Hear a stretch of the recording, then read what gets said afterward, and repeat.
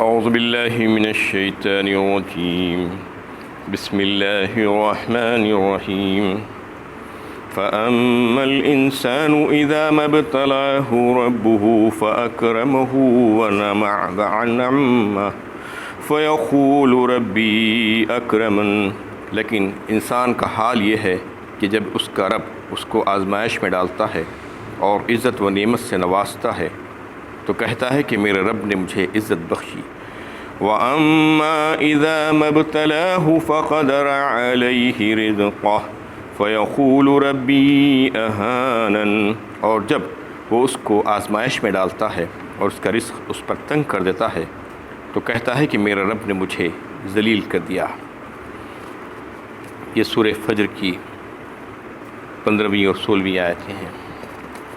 اس میں اللہ تعالیٰ بتا رہے ہیں کہ جب اللہ تعالیٰ اپنے بندوں میں سے انسانوں کو جب نوازتے ہیں، انہیں ان کی رزق میں کشادگی کر دیتے ہیں، مال و دولت اور صحت و تندرستی اور ساری نعمتیں ان کو عطا کرتے ہیں، تو اس وقت ان کا حال یہ ہوتا ہے کہ شیطان ان کے دل میں کچھ باطل خیالات ڈالتا ہے. ایک خیال تو یہ ڈالتا ہے کہ یہ سب کچھ جو مجھے ملا ہے یہ میری ذاتی صلاحیت ہے، میرا ذاتی کمال ہے، اور میرا علم اور میرا ہنر اور میرا فن اور میری محنت اور سعی اور کوشش اور میری عقل اور شعور، یہ سب چیزوں کی وجہ سے مجھے یہ ملا ہے. مجھ کو یہ ملنا ہی چاہیے تھا، میں اس کا مستحق ہوں. یہ سمجھنے لگتا ہے شیطان، اس کے دل میں ایک خیال ڈالتا ہے. اور دوسرا ایک خیال یہ ڈالتا ہے کہ میں اللہ کے نزدیک مقبول ہوں، مقبول بندہ ہوں، اس لیے مجھے یہ ملا ہے، اور اگر میں مقبول نہیں ہوتا تو پھر مجھے یہ ساری نعمتیں نہیں ملتی تھیں. اس کے برخلاف جس کے پاس اللہ تعالیٰ رزق میں تنگی کر دیتے ہیں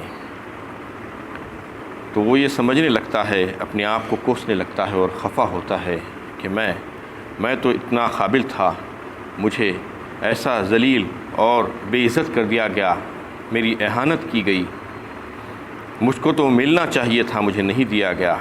یہ سوچنے لگتا ہے. اللہ تعالیٰ فرما رہے ہیں دونوں قول غلط ہے. یہ قول اور یہ خیالات کفار اور مشرکین کے ہے، جس کا تذکرہ اللہ تعالیٰ قرآن میں مسلسل مختلف صورتوں میں کیے ہیں. لیکن بدقسمتی سے مسلمان بھی ایسے ہی خیالات رکھنے لگے ہیں آج. اللہ تعالیٰ فرما رہے ہیں کہ کلا، ایسا ہرگز نہیں ہے جیسا تم سمجھ رہے ہو. یہ باتیں بالکل بے بنیاد اور باطل ہیں. کسی کو رزق میں وسعت ہو جانا اور مال و دولت کی فراوانی ہو جانا، اس کا مطلب یہ نہیں ہے کہ وہ عند اللہ نیک اور اللہ کے نزدیک مقبول ہے. یا کسی کی رزق میں تنگی ہو جانا اور فقر و فاقہ میں مبتلا ہو جانا اس بات کی علامت نہیں ہے کہ وہ اللہ کے نزدیک مقبوض ہے اور ذلیل ہے اور مردود ہے. یہ تو آزمائش ہے. اللہ تعالیٰ آزماتے ہیں اپنے بندوں کو، کبھی دے کر تو کبھی لے کر آزماتے ہیں. یہ آزمائش کا سلسلہ دنیا میں چل رہا ہے.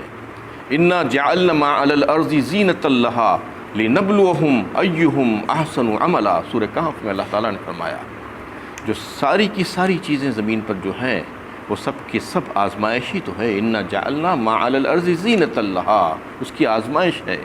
لنبلوہم ایہم احسن عملا، یہ کس لیے بنائی گئی ہیں سب ساری نعمتیں؟ تاکہ آزمایا جائے تمہیں کہ تم میں سے کون اچھا عمل کرتا ہے. بس اسی کے لیے اللہ تعالیٰ یہ ساری چیزیں دیتے ہیں. لوگ مختلف خیالات اس کے تعلق سے رکھ لیتے ہیں. اللہ تعالیٰ اس کی نفی فرما رہے ہیں کہ ایسا نہیں ہے تم جیسا سمجھ رہے ہو. اور اگر ایسا ہوتا تو دیکھو کہ فرعون جو خدائی کا دعویٰ کیا تھا اور جس کو اللہ تعالیٰ نے سب کچھ عطا فرمایا تھا، اس کے تعلق سے بتایا جاتا ہے کہ اس کو ایک بار بھی سر میں درد بھی نہیں ہوا. اتنی نعمتیں اللہ تعالیٰ نے اس کو دے کے رکھی تھی. اور کیا کہتا تھا؟ انا ربکم الاعلی، میں تمہارا سب سے بڑا رب ہوں کہتا تھا. اور جو چاہے کرتا تھا، ظلم و زیادتی وحشیانہ سزائیں دیتا تھا لوگوں کو. اس کے باوجود اللہ تعالیٰ نے اس کی اس دنیا میں پکڑ نہیں کی. ایسا ہی آج کے دور کا فرعون جو امریکہ کا صدر گزرا ہے اس سے پہلے، وہ اب بھی زندہ ہے. اگر آپ دیکھیں تو وہ کتنا بڑا قاتل ہے انسانوں کا. نے بلا مبالغہ ہزاروں نہیں لاکھوں مسلمانوں کو اس نے، بے گناہ مسلمانوں کو قتل کر دیا ہے۔ اس کے باوجود اس کے تعلق سے بھی بالکل یہی ایسی ہی رپورٹیں آئی ہیں کہ چھوٹی سی تکلیف بھی نہیں ہوئی اس کو ابھی تک، اللہ تعالیٰ اس کو ایسی ہی ڈھیل دے رہے ہیں۔ یہی معاملہ ہوتا ہے، جو جتنا بڑا مجرم اس کو اتنی بڑی جو ہے ڈھیل ملتی رہتی ہے۔ لوگ پریشان ہوتے ہیں کہ آخر ایسا کیوں ہو رہا ہے؟ یہ اللہ تعالیٰ کی حکمت اور مشیت ہے۔ اللہ تعالیٰ ایسے مجرموں کو مزید ڈھیل دیتے جاتے ہیں، لیکن ان کی سزائیں آخرت میں انتہا سے زیادہ سخت ہوگی۔ یہ نہیں کہ وہاں پر بھی نہیں ملے گی ان کو سزا، وہ چھوٹ جائیں گے، بالکل نہیں، ایسا نہیں ہو سکتا۔ یہ اللہ تعالیٰ کے عدل و انصاف کے خلاف بات ہے۔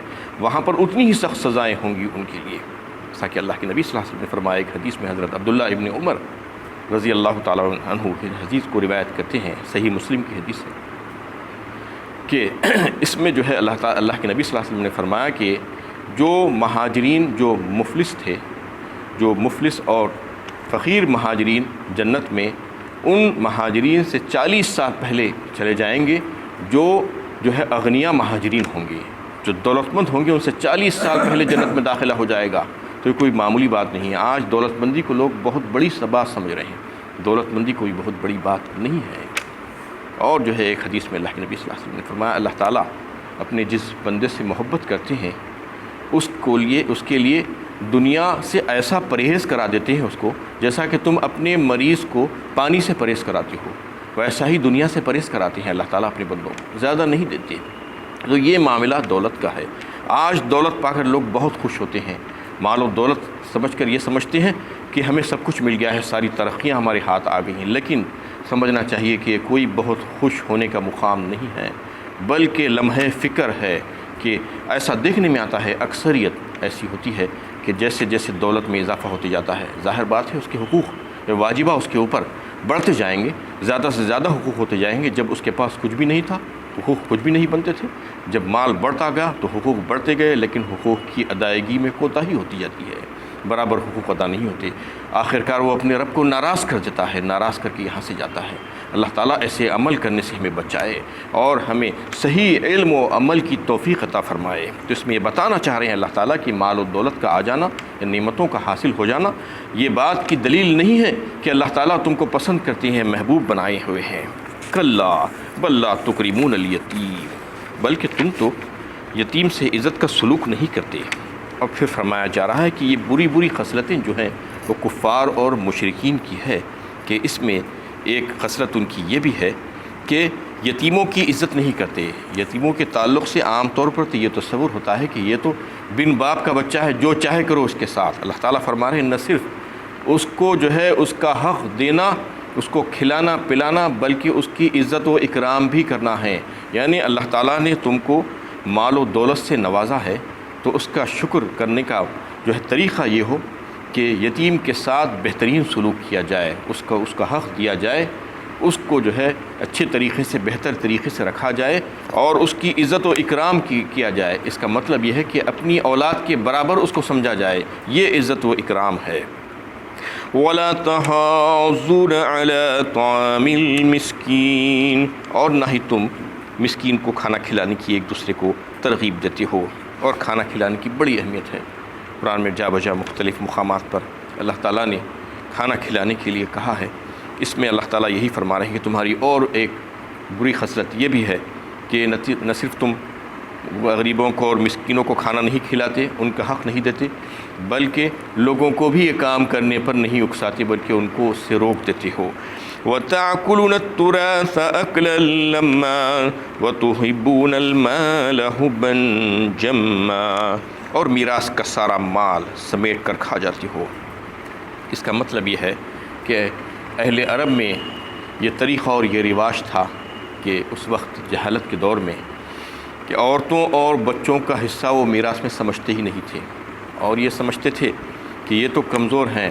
اصل میں میراث میں حصہ اس کا ہوتا ہے جو انہیں کنبے قبیلے کی حفاظت کرنے کے قابل ہو اور لڑ سکتا ہو ان کے لیے، اس لیے وہ سارے کا سارا حصہ میراث کا مار کر کھا جاتے تھے۔ جو سب سے زیادہ با اثر اور سب سے زیادہ طاقتور انسان جو ہوتا تھا وارثوں میں، وہ سارے کا سارا حصہ میراث کا جو ہے سمیٹ لیتا تھا، اور جو کمزور مجبور ہوتے تھے عورتیں اور بچے، ان کو اس میں سے کچھ بھی نہیں ملتا تھا۔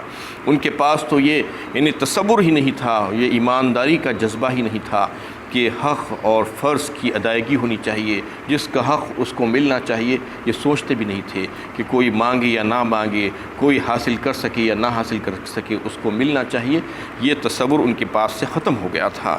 وَتُحِبُّونَ الْمَالَ حُبًّا جَمًّا فرمایا، اور مال سے شدید محبت تمہارے دلوں میں ہوتی ہے، یعنی اتنی شدید محبت کہ تمہیں حلال و حرام، جائز و ناجائز کا فرق ہی محسوس نہیں ہوتا۔ مال سے محبت ایک درجہ انسان کے دل میں ہو سکتی ہے، یہ مذموم نہیں ہے، کیونکہ اس کے بغیر اس کی زندگی بھی نہیں گزر سکتی، لیکن اتنی محبت کہ دل میں اندر چلی جائے، یہ محبت مذموم ہے۔ اس میں اللہ تعالیٰ یہ بتانا چاہ رہے ہیں کہ تم اتنی شدید محبت کرتی ہو مال سے کہ کتنا بھی مال آ جائے تم کو کم پڑتا ہے، تم ہر طریقے سے مال کو حاصل کرنا چاہتے ہو، اس کے ناجائز و ناجائز کا جو ہے طریقہ تم نہیں دیکھتے، حلال و حرام ہے یا نہیں ہے تم اس کو سمجھنا نہیں چاہتے، اس کے بغیر تم جو ہے مال کو حاصل کرنے کی کوشش کرتے ہو۔ کلا اذا دکت الارض دکا دکا، جب زمین کوٹ کوٹ کر ریزہ ریزہ کر دی جائے گی۔ وَجَاءَ رَبُّكَ وَالْمَلَكُ صَفًّا صَفًّا، اور آپ کا پروردگار کرسی عدالت پر جلوہ افروز ہوگا، اس حال میں کہ فرشتے صف در صف کھڑے ہوں گے۔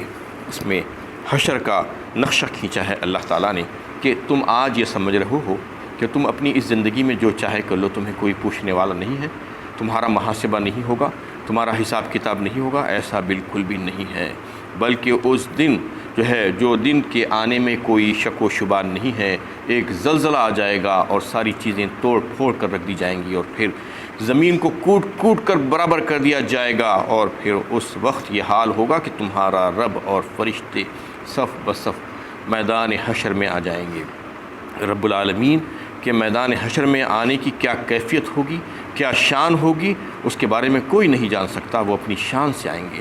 وَجِيءَ يَوْمَئِذٍ بِجَهَنَّمَ يَوْمَئِذٍ يَتَذَكَّرُ الْإِنسَانُ وَأَنَّىٰ لَهُ الذِّكْرَىٰ، اور جہنم اس دن سامنے لائی جائے گی۔ اس روز ہر مجرم انسان سمجھ پالے گا، مگر اس وقت کا سمجھنا اسے کوئی فائدہ نہیں دے گا۔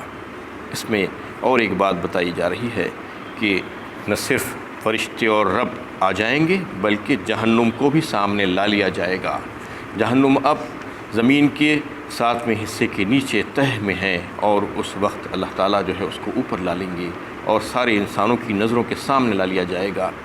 سمندر بھڑکائے جائیں گے اور وہ اس میں مل جائیں گے، وہ بھی جہنم کا ایک حصہ بن جائیں گے، اور پھر انسان اس وقت سوچنے لگے گا، جو مجرم ہوگا، کہ کاش کہ میں جو ہے اس وقت سمجھ لیا ہوتا، انبیاء کرام کی باتوں کو مان لیا ہوتا۔ افسوس کرے گا اس وقت، اور جو ہے انہیں یہ چاہے گا کہ میں اگر اچھا کام کر لیا ہوتا تو آج مجھے فائدہ پہنچ جاتا، لیکن وہاں پر جانے کے بعد یہ افسوس کرنا اس کو کوئی فائدہ نہیں دے گا، کیونکہ وہ دارالجزا ہے، دارالعمل جہاں پہ تھا اس وقت اس کو کچھ کام کرنا تھا، دارالعمل میں اس کو مہلت دی گئی تھی، لیکن وہ مہلت سے اس نے فائدہ نہیں اٹھایا۔ وآخر دعوانا ان الحمد للہ رب العالمین۔